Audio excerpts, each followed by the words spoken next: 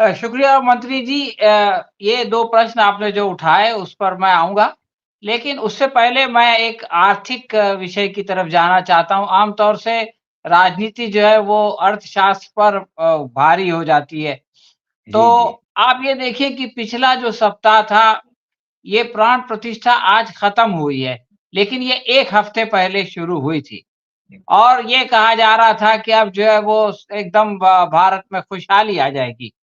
तो अगर हम इस लिहाज से शेयर बाजार की तरफ जाएं, तो अब ये देखते हैं कि प्राण प्रतिष्ठा के कर्मकांड के दूसरे ही दिन से शेयर बाजार लगातार 3 दिन तक जो है वो गिरता रहा। पहले 1000 पॉइंट गिरा सेंसेक्स हमारा बंबई वाला, उसके बाद 1600 पॉइंट गिरा और ये गिरावट 3 दिन तक जारी रही। आपको ये जान के ताज्जुब होगा कि हफ्ते भर में जो मार्केट कैपिटेशन है, वो 1,67,000 करोड़ जो है वो कम हो गया। ये 1,67,000 करोड़ कोई छोटी राशि नहीं है। इसी तरह से भारत का जो सबसे बड़ा प्राइवेट बैंक है एचडीएफसी, उसकी शेयर वैल्यू में 12% की कमी आई और जो है वो जो उसमें निवेशक थे, उनका 1,22,000 करोड़ डूब गया। तो आप ये समझ लें कि पिछला हफ्ता जो है वो अर्थ जगत में कितना खतरनाक था। लेकिन ये कि हमारा मीडिया चूँकि अयोध्या में मस्त था, तो इसलिए उसने उस ब्लड बाथ की तरफ, इसको ब्लड बाथ कहते हैं इस तरह की तबाही को, उसकी तरफ ना खुद ध्यान दिया, ना लोगों का ध्यान जाने दिया। आपने राम मंदिर की बात कही तो पिछले हफ्ते जो है वो एक बड़ी खबर ये आई कि हमारे जो प्रधानमंत्री हैं, उनको प्रधान जिजमानी के पद से वंचित कर दिया गया। देखिए, पहले शुरू जो खबर आई थी कि कुल 5 लोग अंदर जाएँगे और उनमें सबसे आगे प्रधानमंत्री, उनके पीछे योगी जी, उनके पीछे भागवत जी, उनके पीछे आनंदीबेन और सबसे पीछे उस मंदिर के पुजारी। ये खबर सबसे पहले आई। लेकिन उसके बाद फिर जब शंकराचार्य ने उस पर जो है आपत्ति जताई, कई तरह की आपत्ति थी। एक को तो उनके छूने पर ही आपत्ति थी निश्चलानंद शंकराचार्य को। लेकिन ये कि दूसरों को ये आपत्ति थी कि भाई मंदिर पूरा नहीं हुआ है या ये कि उनको अपनी पत्नी के साथ बैठना चाहिए। तो ये सब देख के इन्होंने थोड़ा-सा उसको चेंज किया और ये बात आई कि अनिल मिश्रा साहब अपनी पत्नी के साथ बैठेंगे। अब कल जो खबर आई, यानी आज प्रधानमंत्री गए हैं, कल खबर ये आई कि जो मुख्य जजमान है, वो तो अनिल मिश्रा रहेंगे, लेकिन उनके अलावा 15 दंपत्ति जो है वो जजमान रहेंगे, जो अलग-अलग जाति के आते हैं। यानी जजमान होंगे कुल 30 और उन 30 जजमानों के बाद 31वें नंबर पे हमारे प्रधानमंत्री आएँगे। यानी इस 1 हफ्ते में जिस तरह से शेयर बाज़ार लुढ़क के नीचे आया, उसी तरह से प्रधानमंत्री की मुख्य जजमानी भी वो 1 नंबर से लेकर के जाके 31 नंबर पे पहुँच गई। तो ये एक सीरियस बात है। इसी तरह से उनके जो दाहिने हाथ हैं वो अमित शाह साहब जो हमेशा साये की तरह उनके साथ रहते हैं, वो अयोध्या में गायब थे। राजनाथ सिंह जो पहले वहाँ के मुख्यमंत्री थे, वो भी वहाँ से गायब थे और अभी जो है रक्षा मंत्री हैं। इसी तरह से जो है वो सोनिया गांधी को लाने के लिए ये लोग बहुत ज़्यादा विचलित थे और हेगड़े म ये मल्लिकार्जुन खड़गे को लाने के लिए बहुत परेशान थे। लेकिन जेपी नड्डा साहब भी आज अयोध्या नहीं गए। तो इस तरह से इनका जो पाखंड था कि भाई जो नहीं आएगा वो राम विरोधी है या वो राष्ट्र विरोधी है, तो ये खुद इन्होंने बताया कि अगर उसके हिसाब से नापा जाए, तो राष्ट्र विरोधी सबसे ज़्यादा जो है या राम विरोधी सबसे ज़्यादा भाजपा में है।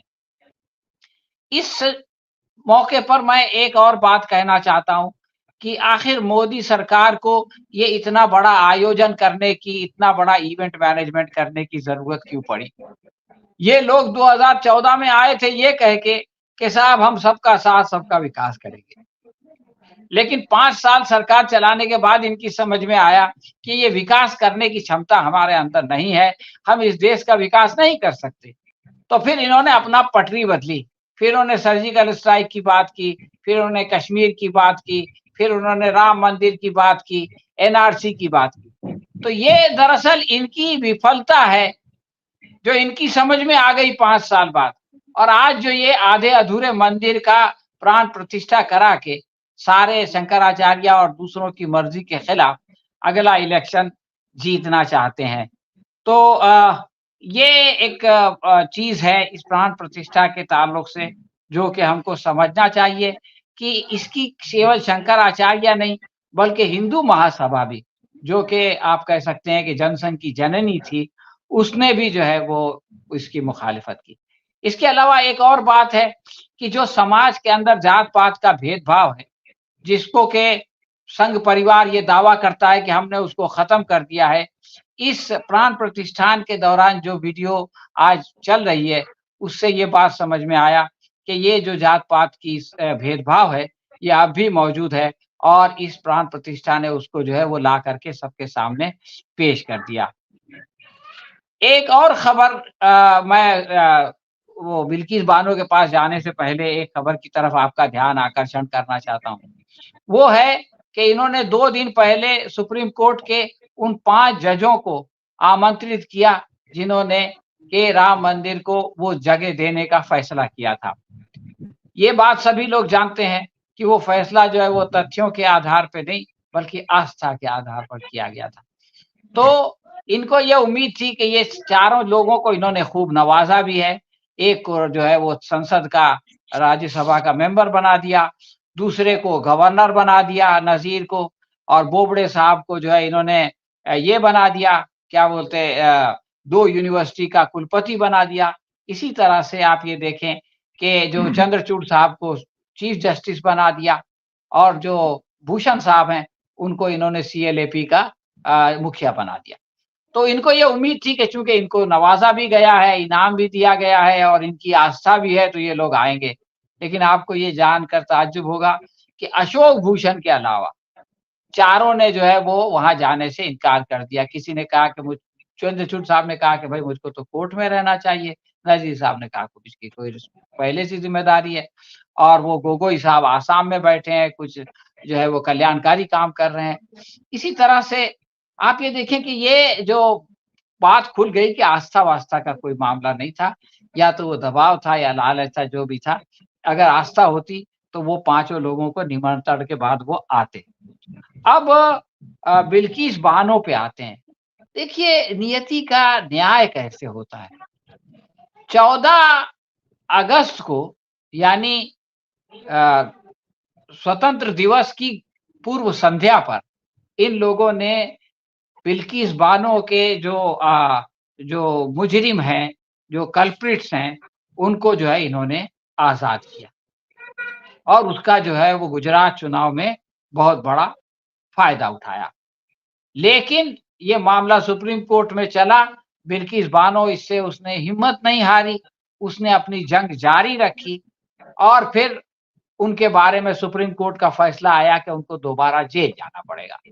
ठीक है, जेल जाना पड़ेगा, तो ये लोग पहले तो गायब हो गए। इन्होंने सोचा होगा कि डबल इंजन सरकार है, तो हमको डरने की कोई बात ही नहीं है। लेकिन बाद में इनकी स को किसी ने समझाया कि भैया भाग नहीं सकते, सुप्रीम कोर्ट का फैसला है, तुमको जो है वो जाना पड़ेगा, ये सरकार की इज़्ज़त का सवाल है। तो इन्होंने जाकर के सुप्रीम कोर्ट में पिछले हफ्ते याचिका दाखिल की कि भाई हमारे यहाँ खेती-बाड़ी का मामला है, हमको जो है वो अपने परिवार वालों को कोई किसी की तबीयत खराब है, खुद अपनी तबीयत खराब है और इस तरह की मुख्तलिफ बहानेबाज़ियाँ की और ये कहा कि हमको जो है वो 6 हफ्ते का समय दिया जाए।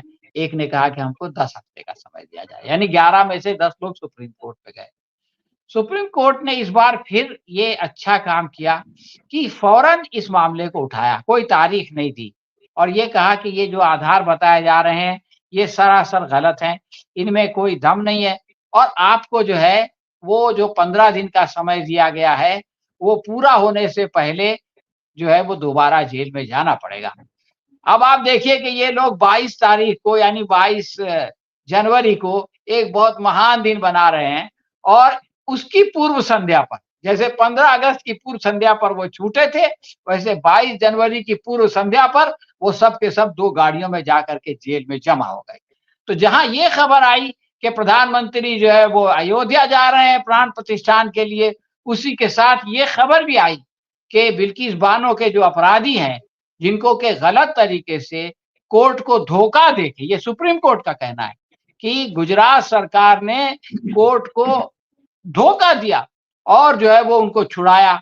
तो इस धोखे के देने वालों के नतीजे में जो अपराधी छूटे थे, उसी दिन यानी इधर प्राण प्रतिष्ठा और उधर जो है वो बिल्किस बानो के अपराधियों का जेल जाना। तो ये नियति का एक बहुत बड़ा संदेश है कि आपके पास अगर डबल इंजन सरकार है, आपके पास जो है वो इक़्तिदार है, आपके पास आपको ऐसा लगता है कि आप सब कुछ अपनी मनमानी कर सकते हो, तो ऐसा नहीं है। और एक कमज़ोर औरत, एक अबला नारी भी जो है, वो अपने आप को विश्व गुरु समझने वाले जो वो हैं, लीडर हैं और वो उनको जो है वो झुका सकती है। तो मैं समझता हूँ कि ये इस हफ़्ते की सबसे बड़ी घटना थी और इन घटनाओं का हमारे देश की राजनीति पर और समाज कारण पर बहुत दूरगामी परिणाम पड़ेगा। बहुत-बहुत शुक्रिया।